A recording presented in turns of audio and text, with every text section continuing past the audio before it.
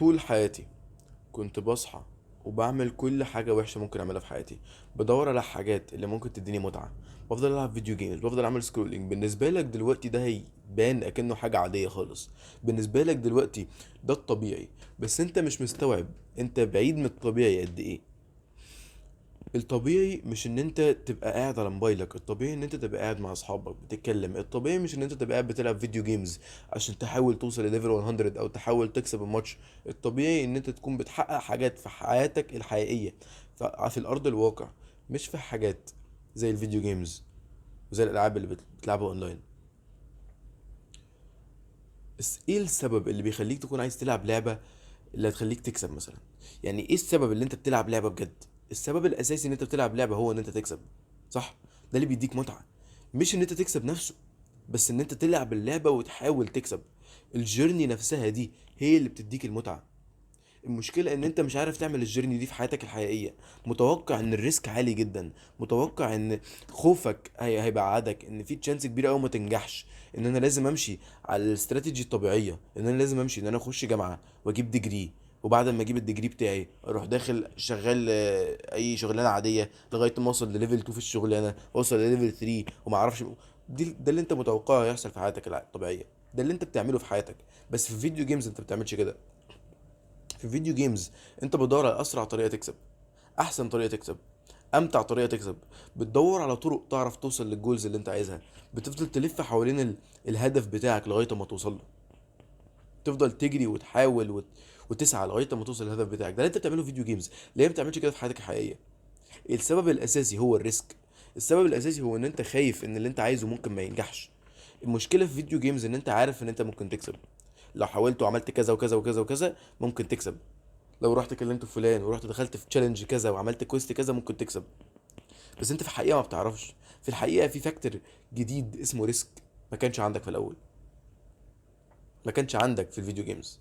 فانت بتخاف، تقول لنفسك لا انا همشي على الطبيعي. بس انا عندي سؤال: لو انت كنت عارف اللي هيحصل في مسلسل قبل ما تتفرج عليه، لو كنت عارف اخر حاجه هتحصل في المسلسل، هل كان المسلسل ده هيبقى ممتع بالنسبه لك؟ لا، مش هتكون عايز تتفرج عليه، هتكون عايز تقفله خلاص. انت خلاص عارف اللي هيحصل. اللي بيبقى حلو في المسلسل هو ان هو عمال يعمل بيلد اب، عمال يطلع لك بالدرجات. ده حصل وعشان وترتب على ده ان ده حصل، وعشان كده ده حصل، وعشان ده حصل ده حصل، لغايه اما توصل لاخر المسلسل. لو انت على طول عرفت اللي هيحصل في اخر المسلسل، الباقي كله ما بقاش ممتع، ما بقتش تكون عايز تتفرج على المسلسل اصلا. فالريسك فاكتور اللي موجود في الحقيقه ده اللي بيخلي حياه ممتعه اصلا. ده اللي بيخلي حياتك حلوه، ان انت ما تعرفش اللي هيحصل، ان انت مش متاكد ان انت هتنجح ولا هتفشل، انت مش متاكد حياتك هتخلص امتى، اللي انت مش متاكد ايه اللي ممكن يحصل في حياتك. ده اللي بيخلي الحياه ممتعه. انا اديك سؤال دلوقتي وعايزك ترد عليه بكل صراحه، واسمعني بجد. انت عندك 6 سنين تعيش مثلا، عندك اختيارين: يا اما تجرب تفتح بيزنس من دلوقتي وتجرب تنجح من دلوقتي حالا، يا اما تخش جامعه وتضيع 4 سنين من الستة اللي عندك عشان بعد ما تخش الجامعه وتجيب الديجري بتاعك تعرف تشتغل شغلانه عاديه. ايه اللي انت تختاره؟ هتختار، انا متوقع على الاقل، انا ما اعرفش انت تختار ايه، بس على الاقل انا هختار ان انا ما اخشش جامعه واجرب افتح بيزنس من دلوقتي. اجرب افتح بيزنس وانا لسه عندي 6 سنين كاملين لحياتي، عشان عندي 6 سنين مهما كان، مهما كان اللي حصل في حياتي انا عندي 6 سنين اعيش. فاستخدم ال6 سنين دول واستمتع فيهم على قد ما يقدر. يا عم فشلت، على الاقل انا حاولت وسعيت، واحاول تاني واحاول تاني لغايه ما انجح. بس الجامعه دي حاجه بيسك قوي، ما فيهاش اي متعه، ما فيهاش اي فرحه، ما فيهاش اي ريسك، ما فيهاش اي حاجه اللي بتديك الطاقه دي اللي بتخليك تكون عايز تكمل المسلسل ده. ما فيش اي حاجه من الحاجات دي. الجامعه دي حاجه بيسك بتمشي عليها. يا جماعه انا كان عندي صاحب كنت بكلمه، انا دلوقتي في تانية ثانوي. كان في واحد صاحبي في اولى ثانوي، في اولى ثانوي وثالثه اعدادي وكده. كنت بكلمه كتير في ساعتها. لسه مكتشف النهارده ان ابوه توفى. دلوقتي انا الشخص ده ما بكلموش كتير خالص، دلوقتي ما بكلموش. بس فكرت فيها ثانيه، يعني حياتك صغيره جدا، ممكن تخلص كده. ليه بتضيع حياتك على حاجات زي حاجات بيسك جدا؟ ليه ما بتديش حياتك الانرجي والطاقه والمتعة والانجويمنت بتاع الريسك. ليه ما بتحاولش تسعى لحاجة غير كل حد؟ ليه ما بتحاولش تحط نفسك في بوزيشن احسن من تلات ارباع الناس؟ ليه بتمشي على البيسك بس عشان خوف؟ حياتك كلها معمولة، غير ان هي امتحان ربنا مديهولك، حياتك كلها معمولة عشان انت تنبسط فيها. وحياتك مش طويلة. 60 سنة ده مش طويل. لما تكتشف من ال60 سنة دول ان انت اول 20 سنة بتبقى قاعد في المدرسة، وبعدين بعديها ب4 5 سنين تبقى قاعد في جامعة، ولغاية مثلا نقول ال60 سنة او ال70 سنة، الافريج بيبقى 60، يعني الطبيعي بيبقى حد يتوفى على 60 دلوقتي يعني. فبعد ال 25 سنة انت عندك 35 سنة كلهم هتقعدهم شغل. هتقعد تشتغل بس عادي في الوقت ده. مش تدي حياتك اي متعة. مش هتجرب تدي نفسك هدف صعب غير كل حد تاني عشان تعمل حاجة بحياتك. هتقعد في البيسك عادي. هتفضل ماشي زي اي حد وخلاص. مش بتجرب تعمل حاجات جديدة. مش بتجرب تدي نفسك متعة. دي الحياة حقيقية.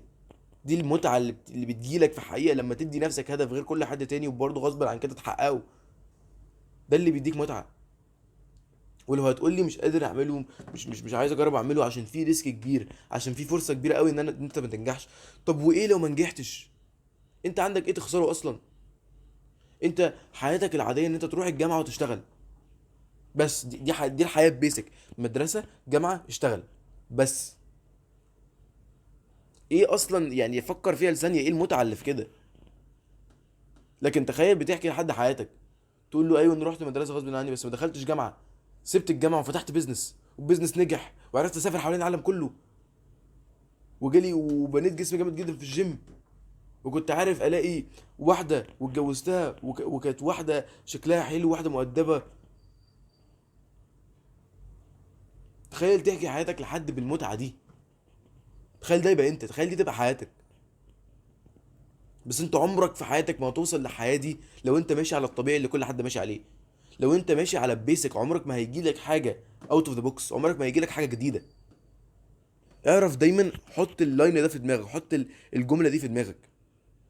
لو انت ماشي على العادي الريزلت بتاعك ال لو انت ماشي على العادي اللي هيجي لك في الاخر حاجة عادية. لو انت ماشي على الجديد اللي هيجي لك في الاخر حاجة جديدة. في كود بالانجليزي كده بس هفسرها لك دلوقتي، اسمها always take the road less traveled. اكيد سمعتها قبل كده. always take the road less traveled. ليه؟ عشان الرود less traveled ده هو الطريق اللي ناس كتيرة ما مشيتش فيه. هو الطريق اللي هيفرقك من الطبيعي. هو الطريق اللي هيديك المتعة في حياتك بجد. هو الطريق اللي بيبسطك، بيديك طاقة من جواك ان انت عايز تعيش، عايز تحاول، عايز تحقق اهداف جديدة، عايز تعمل حاجة بحياتك. ما تخليش حياتك تعدي كده وخلاص. ما تضيعش حياتك في حاجات هايفة زي الجامعة. لو انت عايز تبقى دكتور، لو انت عايز تطلع حاجة ليها علاقة بال اسمه ايه، بحاجة ليها علاقة بالسياسة، يعني خش يا عم جامعة. لو عايز تطلع مهندس خش جامعة. دي حاجات انت بتكون عايزها من جواك. لكن هل انت بجد عايز كده؟ ولا هل انت داخل عشان ده الطبيعي؟ هل انت بجد عايز تبقى مهندس، عايز تبقى دكتور، عايز تبقى شخص داخل في السياسة؟ ولا انت بتعمل كده عشان امك وابوك بيقولوا لك تعمل كده بس؟ تعمل كده عشان ده الطبيعي. تعمل كده عشان ده اللي هم شايفينه صح. عشان لو انت عايز كده بجد هتكون بتحقق كل حاجة تقدر تعملها عشان توصل للهدف ده. هل انت بتعمل كده؟ ولا انت بس بتعمل ماشي في الطريق الطبيعي بتاع الناس؟ فكر فيه ثانية. لو انت شايف ان انت مفيش حاجة في الجامعة بجد نفسك تخشها، بجد نفسك تعيش الدور بتاع ده، بتاع الحياة دي، بتخش جامعة ملهاش لازمة. مش الجامعة بس، حاجات تانية كتيرة جدا في حياتك بتضيع لك وقتك وانت مش فاهم الحياة التانية اللي مستنياك. الحياة التانية اللي مستنياك على الناحية التانية بتاع الطريق اللي انت ماشيه ده. الطريق اللي كل حد بيمشيه عادي خالص. الطريق اللي بتاع الجامعة، بتاع الشغلانة العادية، بتاع الريتايرمنت، بتاع ده طريق مش ممتع. ادي لنفسك حياة. ادي لنفسك حاجات فوق وحاجات تحت. ادي لنفسك ups and downs. ده اللي بيدي حياة متعة، ده اللي بيديك سبب ان انت تعيش، ده اللي بيخليك تكون بجد ميت مبسوط. فلو انت عايز تفرق بجد، لو انت عايز تعمل حاجة لحياتك اكتر من الناس العادية، لو انت عايز تحس بالمتعة دي بجد، امشي في الطريق اللي ناس كتير ما مشيتش فيه قبل كده. اختار حاجة ناس كتير ما عملتهاش. لما حد يقول لك ده الطبيعي حاول تبعد عنه. اعمل حاجات جديدة،